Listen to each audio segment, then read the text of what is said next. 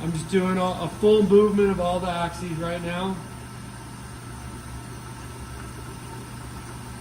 Okay, there's the fourth axis. Okay, so now we're gonna go to the Z axis real quick.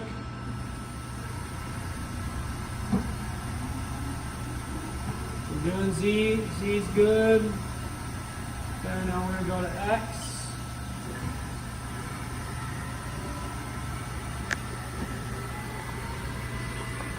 Yep. Okay, we're gonna do Y.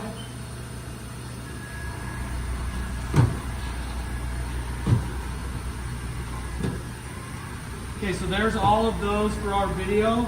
Stop that one. Ready? Yep.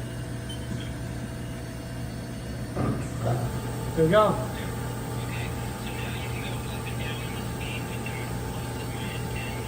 Yep. We're at 60%. 70%. Keep going. Here we go.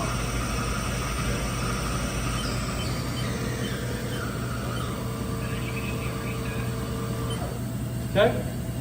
Go.